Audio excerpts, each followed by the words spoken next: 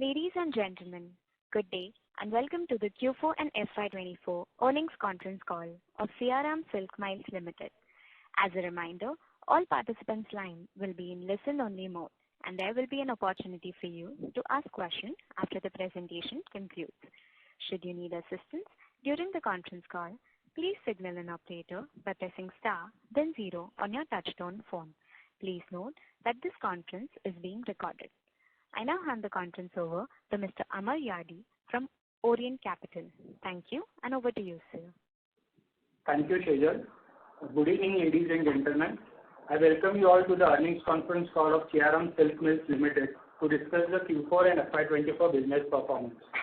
To discuss this quarter's performance, we have from the management Mr. Ramesh Poddar, Chairman and Managing Director, Mr. Gaurav Poddar, President and Executive Director, Mr. Ashok Jalan, Senior President and Director, and Mr. Surendra Shetty, Chief Financial Officer. Before we proceed with this call, I would like to mention that some of the statements made in today's call may be forward-looking in nature and may involve risks and uncertainties. For more details, kindly refer to the investor presentation and other filings that can be found on the company's website. Without further ado, I would like to hand over the call to the management for the opening comments, and then we will open the floor for Q&A.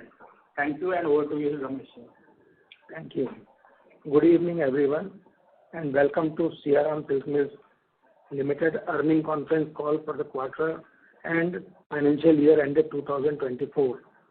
I hope everyone got an opportunity to go through our financial results and investor presentation, which has been uploaded on the stock exchange as well as on the company's website. Let me begin by giving you a brief overview of the performance in the last year. Our revenue adjusted for one-time export sales remains almost flat, which in our view is a decent performance considering the muted consumer demand, inflation and lesser number of wedding days. We have taken several initiatives in the last fiscal to maintain this performance. We also continue to extend our store presence across India. Our total store count has reached 247 stores as on 31st March 2024. We believe as inflation decreases and input price weaken, it presents a favorable opportunity for domestic brands in India to thrive. The company is poised to benefit from the anticipated revival of the retail sector. Our commitment to delivering high-quality fabrics remains at the forefront, making sure we meet the varied demand needs of our types of customers. With a diverse brand portfolio offering a wide range of designs, style and quality levels, we strive to satisfy our customers' preferences. Siyaram is proud to be recognized as one of India's leading brands in the fabric, ready-made garments and textile products market. We understand men's clothing needs and are dedicated to staying ahead with innovation and technology. The company is pleased to announce that the Board of Directors have approved a final dividend of Rs 4 per share with a face value of Rs 2 each, which makes the total dividend for the year at Rs 11 per share. In the last fiscal year, we have also done a buyback to the tune of Rs 108 crores. These decisions reflect the board confidence in the company's financial strength and future prospects, emphasizing our commitment to delivering value to our shareholders. With this, I now conclude my opening remarks and hand over the call to Mr. Gaurav Poddar to discuss the business performance in detail. Thank you. Thank you, Rameshji, and good evening, everyone. Thank you for joining us on the call. The industry has experienced a temporary decline in demand, mainly due to inflationary pressures and weak customer demand. However, we are optimistic that the retail sector will pick up soon. Despite recent challenges, we believe in the resilience of our industry. As the economy gets more stable, people will start feeling more confident about spending money again. The blend of both the online and offline shopping world will surely increase the demand in the future. Our focus in the last few years has been to add products and brands that are relevant in the market.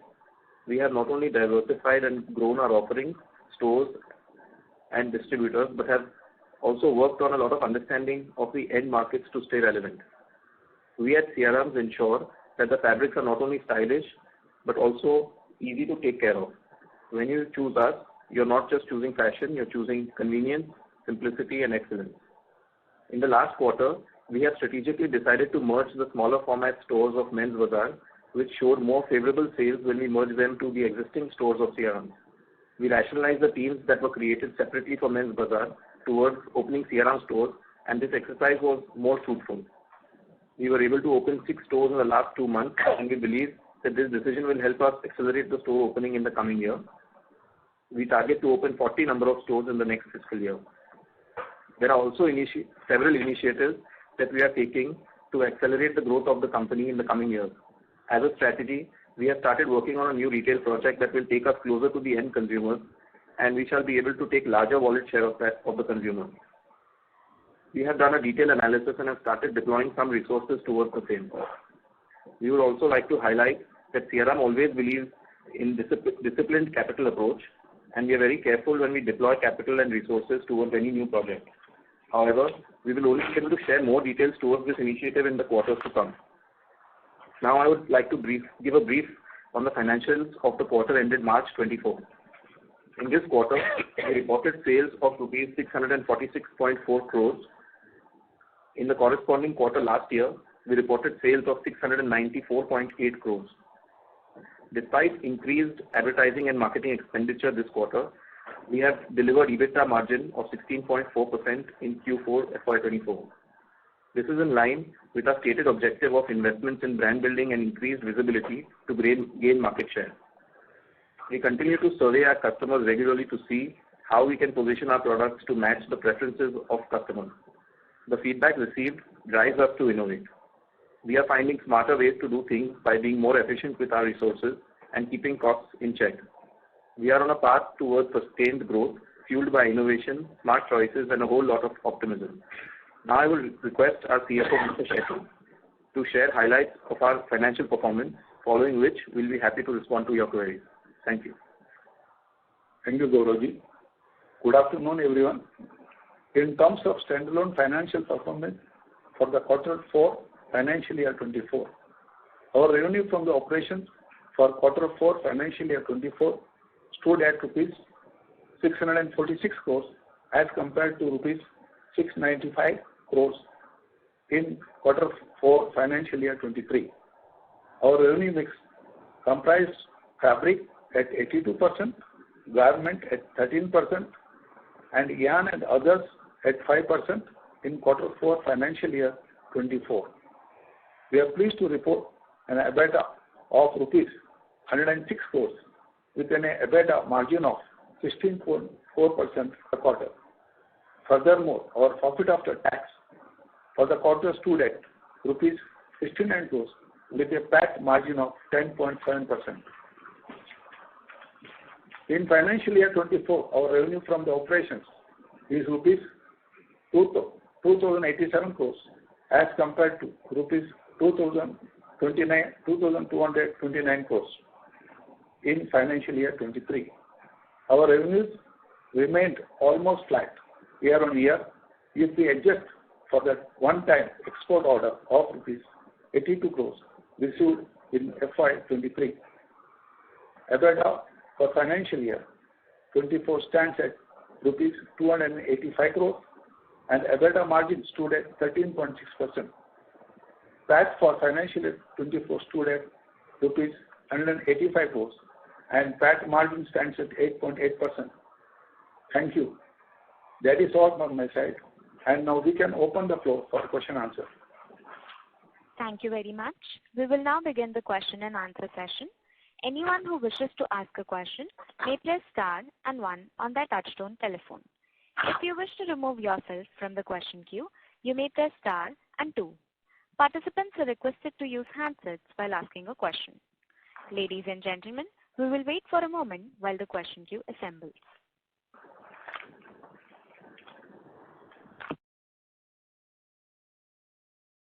The first question is from the line of Nirav Savani from Abacus.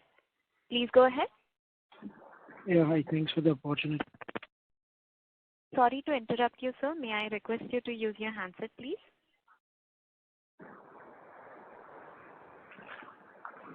Mr. Nirav? Due to no response from the current participant, we will move on to the next question.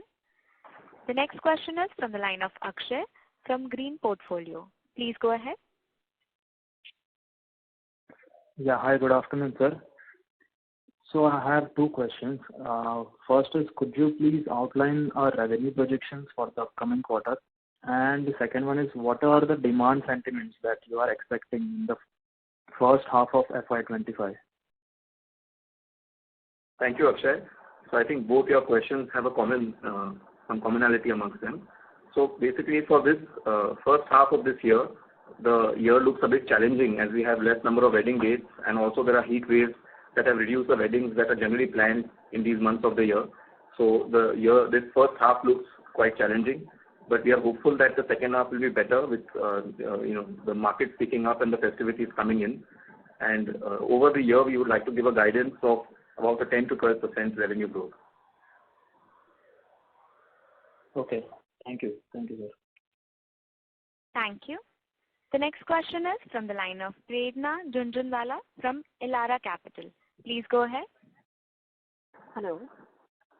Hello, sir. Just one, congratulations on a good Sorry fabric. to interrupt you, ma'am. May I request you to please use your handset? Yeah, am I audible now? Yes, ma'am. Please go ahead. Yeah. Congratulations, sir, on a recent fabric sales performance in this challenging year. I just wanted to understand in this year, what was your distribution network expansion which led to this improvement in this stability in sales?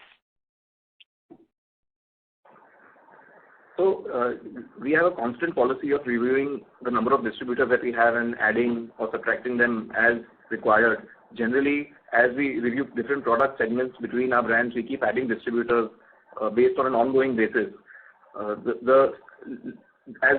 we are aware that the last year had tough business sentiment, and we were able to maintain this stability of sale largely due to a lot of interaction with our customers through sales conferences and planning, and that was one of the main reasons why we could maintain the stability in sales. Okay, but any number that you can highlight in terms of maybe the retail outlet reach or the number of distributor reach or something like that, which would suggest that this would continue, and or maybe sale volume for premium product sale versus the economy segment. Some color on fabric segment would help. So the premiumization has remained quite constant. Actually, the average rate has been constant. The sale also has been constant. There's not much growth in the numbers. As I said, if we look at just distributor sales per se, then that is not an actual benchmark, because there are times when, based on the distributor capital allocation that he commits, we have to adjust our network accordingly. So we have to make sure that we are present, we are able to match the area sale, and based on that we keep adding our network based on how he's justifying the product. So there is always a continuous expansion, but there is no number as such that can be comparable. Okay. So could you help us understand where the demand was better or bad, urban, rural, tier 1, tier 2, tier 3, to get some idea on this fabric as well as garment sales? So as you know, our brand and our products are mostly, the sale in rural markets are stronger than the sale in urban markets. And in the last year, we saw that there was tougher rural demand, and that is why we had a tough year last year.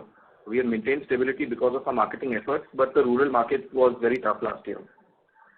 Okay. And last question for the time being is on the yarn revenues. We've witnessed around 30% decline in the yarn business. Could you help us understand what was the reason behind? Yes. So basically, this yarn business is actually our indigo business, where we started off by dyeing this indigo yarn. And over the years, this business we have in the last year or so, we have started even value adding that product to knitted fabrics. The reason we see a large decrease in the value is because of the largest part of the sale is still selling yarn, indigo dyed yarn, and the cotton price fall of about 25% last year has led to the value loss of about 21% or so that you see in the last year. Volume wise, it has been about 6-7% lower. But what is notable is that in the last year, we are able to, as a percentage of mix between fabric and yarn, we were able to double our fabric sale, which has helped us in the EBITDA margins of the yarn business.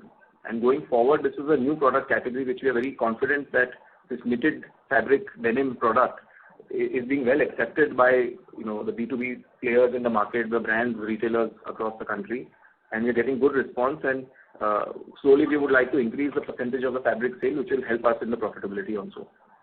Okay. Could you help us understand what is the capacity of fabric and where do you intend taking it over the next 3 years? So the knitted fabric, you are talking about the indigo knit business, right? Yeah. The knitted fabric capacity is about 200 tons per month, and this is we are trying to first establish this business, because it's a relatively newer business and a relatively newer product. These brands and retailers that they are the garment brands and retailers, they work on a seasonal basis. So while acceptance is good, the whole cycle to convert is slightly slower. We've got good response last year, and we continue to, we hope to continue seeing very good response and, optimizing that capacity in this year also. And what is the utilization this year? So last year, the fabric capacity was say about 25% utilized. So first we will try to optimize that. Okay, understood, sir. Thank you and all the best. Thank you. Thank you. The next question is from the line of Saket Kapoor from Kapoor Company. Please go ahead. Yes, namaskar, sir, and thank you for the opportunity. Firstly, sir, if you could give us some understanding of our utilization levels for Q4 and for the full year. We're talking about capacity utilization? Yes, sir. In the fabric business, we outsource about 50% of our capacities. So, and in the garment business, we outsource about 80% of our capacities. So generally, in-house capacities are always fully utilized. In the yarn, I've already mentioned, the yarn capacities are about 50% utilized, and the fabric capacity I've already mentioned earlier. So we are largely on the manufacturing side as an outsource-based model. The capacity utilization is generally not a concern. Okay. And sir, the key reason for outsourcing the capacities are means there is a lot of capacity in the ecosystem that does not get the right product fit. That is the reason why is this model being continued by us? When we started Siyaram back in the late 70s, we started as a manufacturing company. But over the years, we have moved and transitioned to becoming a branded company. We spent a lot on the Siyaram brand and J. Hampstead, Kadini, Augsburg, all these brands and portfolio that we have created has added the value, and today the premiumization or the premium and the rate that we get is largely due to the brand. So considering that in mind, we are able to outsource and focus more on the marketing side and block capacities and utilize outsourced capacities. It also gives us a lot of flexibility in terms of the seasonality of the business. When there are off seasons and low seasons, and we are able to adjust quicker and adjust according to the market scenario. So in our presentation also we talk about having an asset-light model, which we strongly believe in, and marketing is something that we are moving towards, the brands that we created and how we represent in the market. Right. So we have a closing capital work in progress of 18.70 crores as on 31st March 2024. So what will this add to which segment and when it will get capitalized? Like capital expenditure. Capital work in progress you are talking about, correct? Yes, sir. Yes, the closing balance of 18.7, and last year when we look at the cash flow, we have done around 59 crore investment in our plant and equipment. So all these are maintenance capex, or are we adding capacity? All are maintenance capex mainly. Okay, so these will lead to efficiencies. These are all margin accretive steps. See, time to time we like to upgrade our technology also a little bit, and certain repairs and maintenance we have to undertake. So certain maintenance capex, that is a whole thing about. Last year we had announced an capex for increasing in work in progress. Okay. So capex generally happens. Sometimes there are increase in manufacturing capacities also, but they are generally not increasing the overall capacity. They are more replacement oriented. They are more upgradation oriented. Largely the outsource model is what we will believe in, and asset light is the way to go.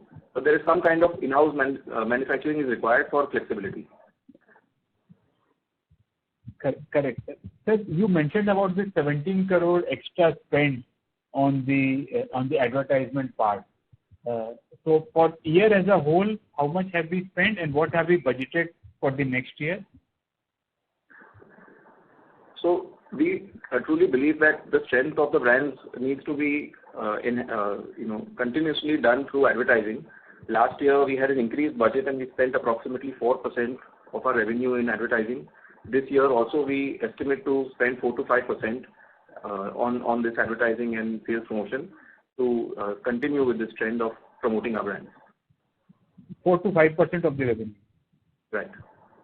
Okay. And sir, in the digital medium, do we have tie-up with any omni channels through which our sales are happening in terms of Myntra and other websites which cater to the needs of the people in this segment? Yes, we have some of our garment brands that are available on third-party websites and as well as our own website. The percentage of that sale is very small. That is because all our brands are heavily sold through our distribution network.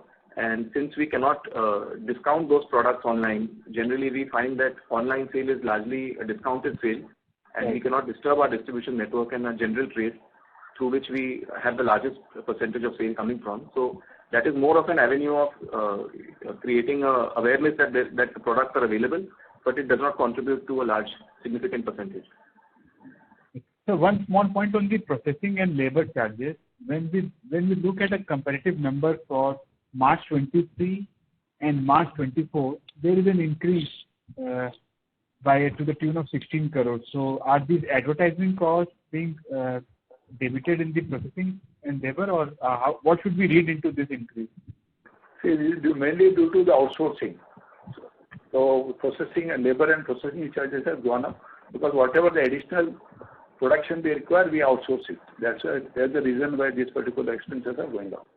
But on the revenue profile, there is a dip. But that means that there was a lower percentage of outsourcing in the preceding quarter of March 23 than for this quarter? Yeah, there was a lower percentage of outsourcing. Means see a certain amount this time you see, even though certain ready-made garments etc. outsourced has become more. Come again, sir. I missed your point. There's ready-made garments. The outsourcing has become more. Okay, sir. And sir, you alluded to in your opening remark and also to reply to ma'am earlier that we are facing tough environment. The sentiment is also not conducive for growth, since because of the dry weather conditions, marriages are also not scheduled. So these factors we will be looking for tepid growth going ahead. As mentioned earlier, we look at the first half as being a little challenging. However, we are optimistic that the second half, when the festivities come in and wedding dates are there, the demand should start kicking in. And I have given a revenue guidance earlier of 10 to 12% for the whole year. Right. Two small points and I join the queue. Firstly, on the investment properties. So what does this investment stand for? And there is a reduction when we see the investment property to the tune of closer to, it is 12.71 crore for March 24 vis-a-vis 13.60 for March 23. So what explains this reduction and what is the rationale for these investment properties? Okay.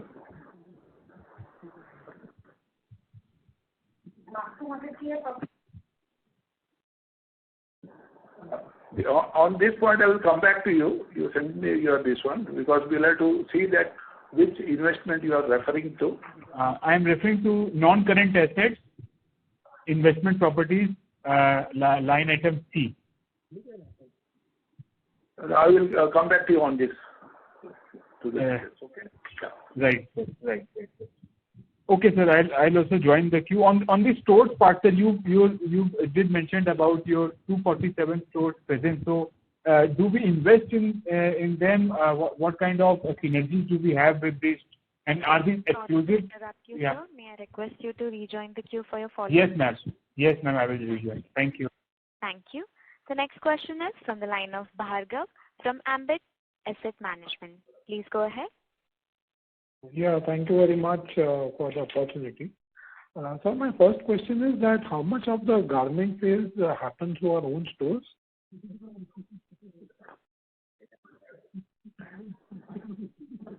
Thank you for your question. I would have to remove the exact breakup, but approximately 4 to 5% of overall sale is through our stores, apart from the factory outlets that we have.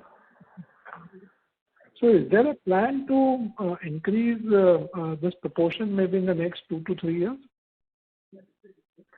Yes. So generally in the garment business, we see that there is a slightly higher chance of growth in the trade as well as through our stores.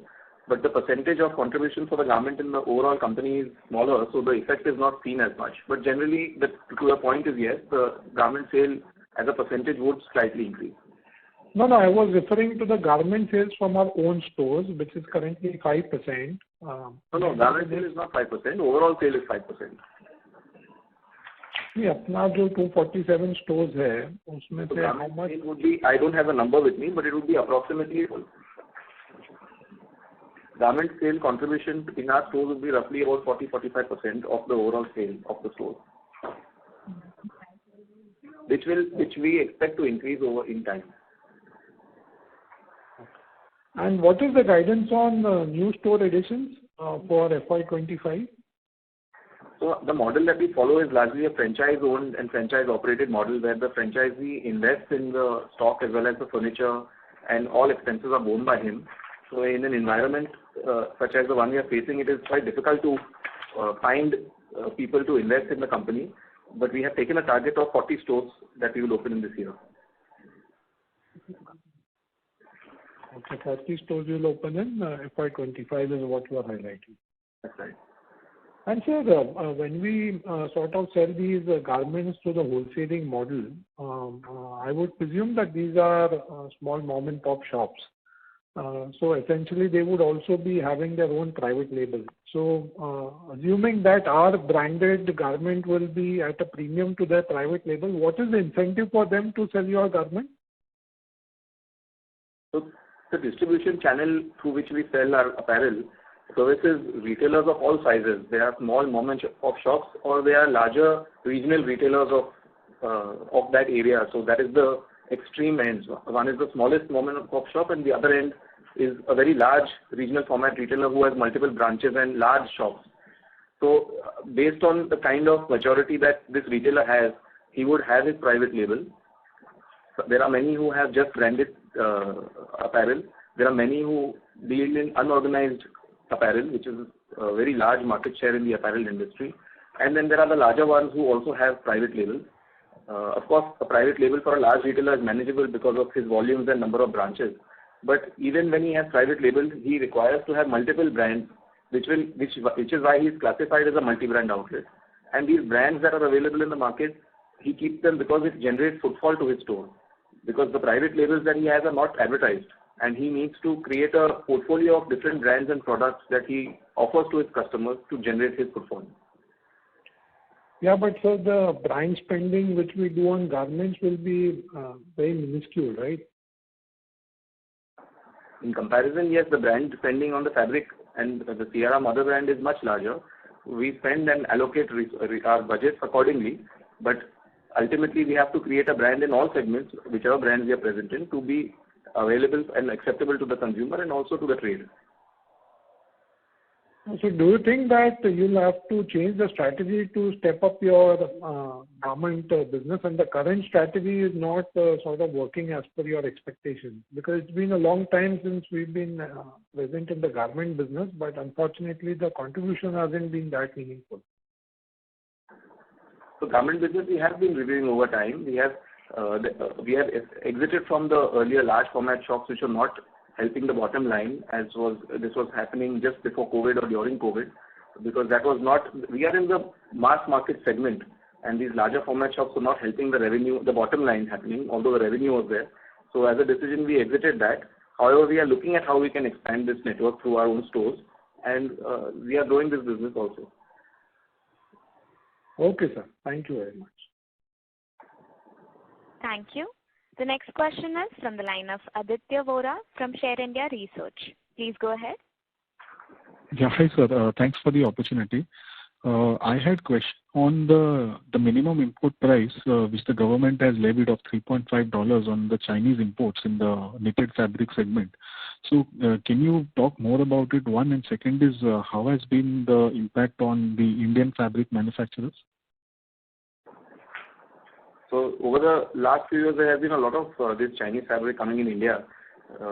Due to this regulation by the government, in the official channel, there will be a drastic reduction in this import. This was largely the knitted side of fabric, which was going into knitted garments. Large share of our products are in the woven segment, and we do buy some of the knitted products for our garment brands as well. So definitely there will be a boost for the Indian manufacturers across segments, because the government of India wants to promote made in India fabrics and made in India garments. So it is good for the Indian manufacturing and consumption story.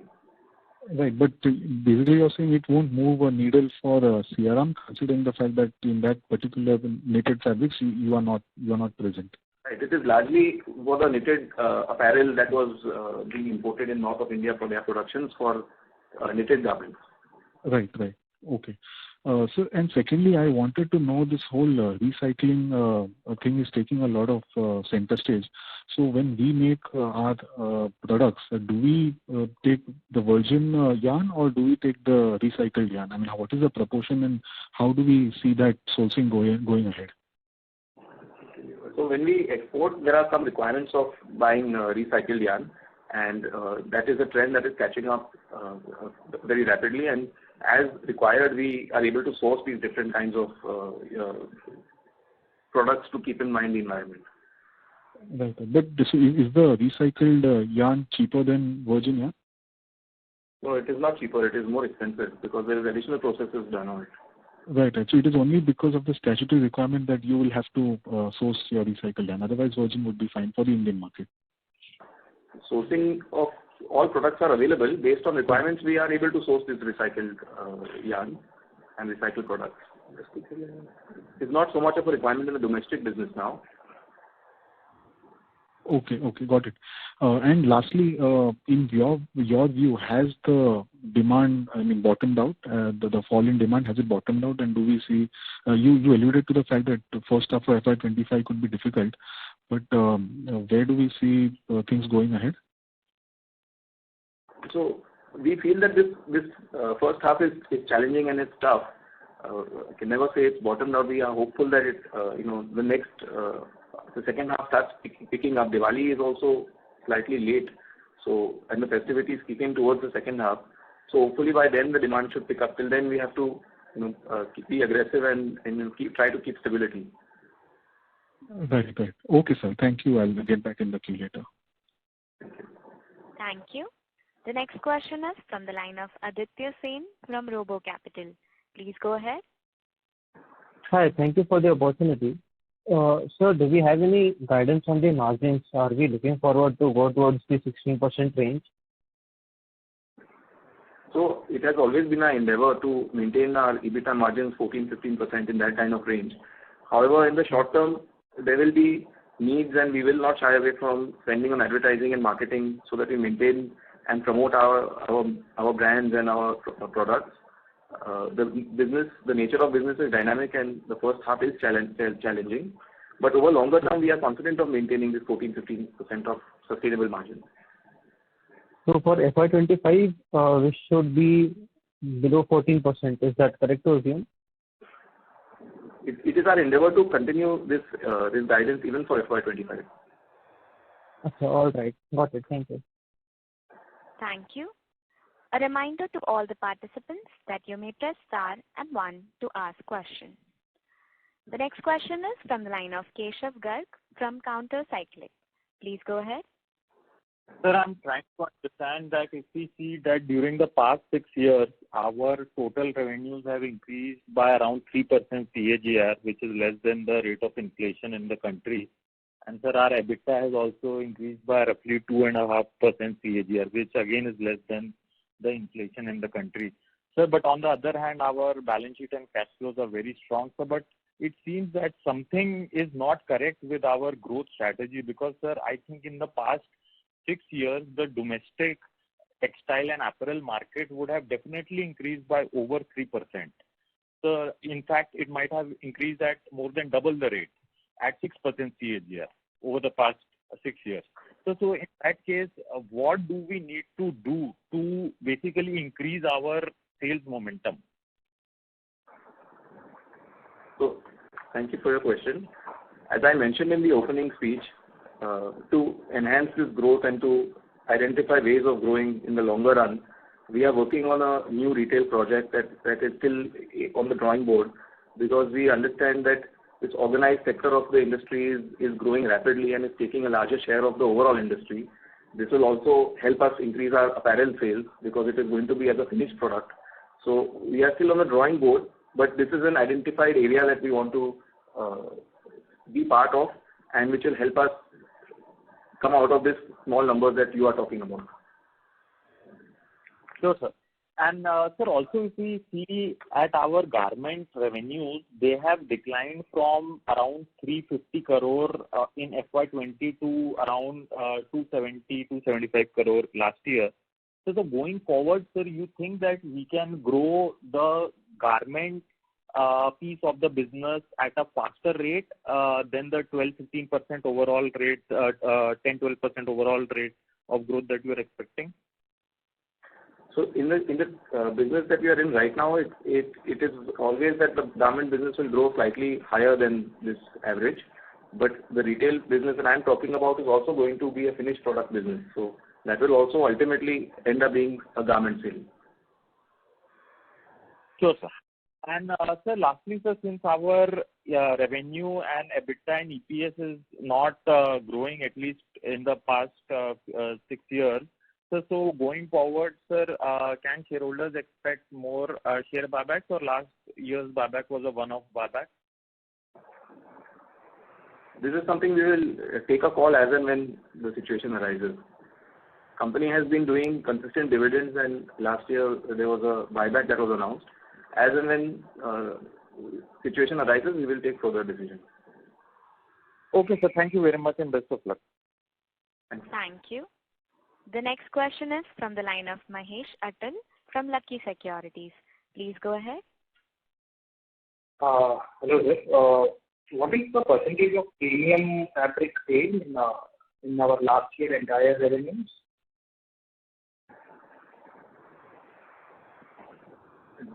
It is very difficult to give you a percentage like this because we have generally been... What would be a ballpark number? So it is very difficult to define this because there are different blends of fabrics and different blends of, when the raw material price also has an impact on what blend is selling and how the product changes.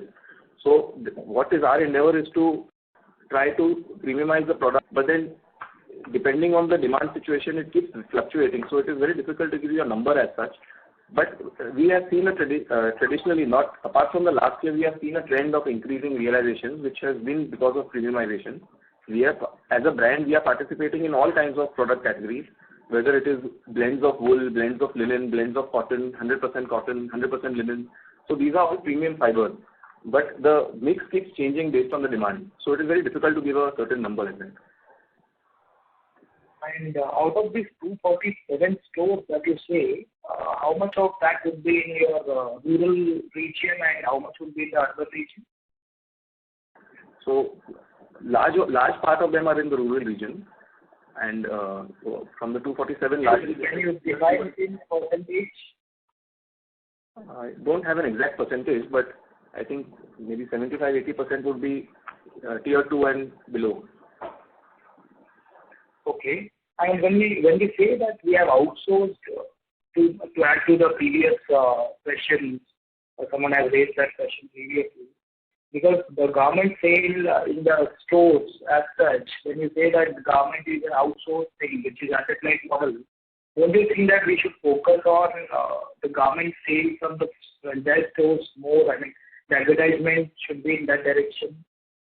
Are we planning on that or something like that? So we look at both the businesses independently. Garment as a percentage of stores, as I mentioned earlier, was roughly about 40%, and this percentage we expect to grow in this year.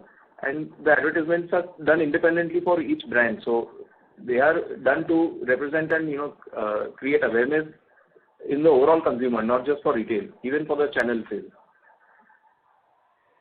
All right. And your view on the raw material prices, because as of now, I think cotton prices are somewhere in the very consistency in the cotton prices. We see a lot of consistency. I mean, the domestic prices are obviously lower than the international prices. So do you see any hit on, any uptake on our EBITDA because of that? At the moment, we see a small uptrend, but generally a stable price outlook for raw materials. So generally this year, there should not be any margin impact based on raw materials because it seems quite stable. So that means if we are actually working on adding our premium products, we could actually, so let's say the percentage of premium goes to double, then automatically there could be an increase in our EBITDA percentage, right? If I'm not wrong. What would be the difference in the spread of premium fabric and general fabric? See, we are in the fashion business, and every time we launch a new product, every design we make has a different pricing policy, like a new pricing that we attach to it. And all of this depends on how the market accepts, and we develop a range, and then we keep refilling whatever has sold, and we keep understanding trends and keep modifying. We don't work on a seasonal basis where we design once in 6 months. So based on the trends, we are able to refill our range and understand what the consumer demands and adapt accordingly. So it's very difficult to tell you exactly what is the premium percentage or how much that will increase and how much that will affect the margin. So that is why we give an overall guidance on the number. And sir, coming to our distribution strategy, so do we have distribution like only for a brand segment, like Kadini is one brand, there is one distributor for that, or the distributor has he can put Oxenberg and everything in his thing. So how is that our distribution strategy currently for these brands? Generally, we have distributors across brands, and then even within brands, we have sometimes there are different categories which we give to different distributors so that they are able to justify that product. So that is largely based on the market and the distributor, how much financial capacity he has, how much manpower capacity he has, what is his vision to grow the business, and then we keep reviewing that. So it is not necessary that he would have only one segment.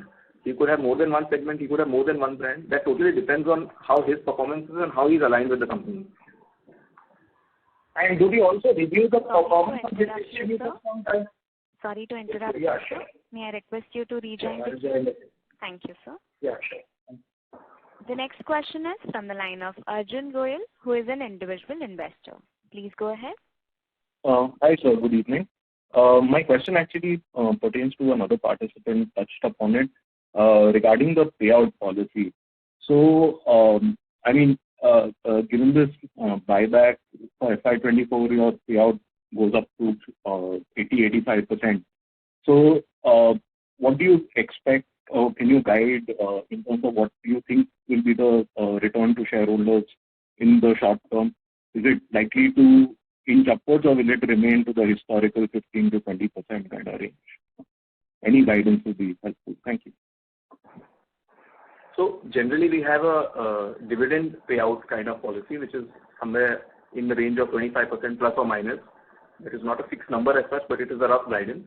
The buyback was something that was done last year as a decision to reward the shareholders. That is a separate decision altogether. There is a dividend policy that has been stated in that kind of range. Okay, so we should not take any signal in terms of that it will now increase the payout or amount return to shareholders, to put it in other words. The buyback was a decision taken last year to reward the shareholders. In case a situation like this arises again, then these decisions will be taken again. Dividend is something the company has been following for last maybe 20-25 odd years. Large number of years consistently, dividend has been as a payout. and that we expect to continue. Okay, thanks. Thank you. Ladies and gentlemen, we will take that as the last question. I now hand the conference over to the management for closing comments. Thank you everyone for joining us on this call. We look forward to meeting you again on the next call. If you have any questions in the meanwhile, you can contact Orient Capital, our investor relations agency. Thank you so much. On behalf of Siyaram Silk Miles Limited, that concludes this conference. Thank you for joining us, and you may now disconnect your line.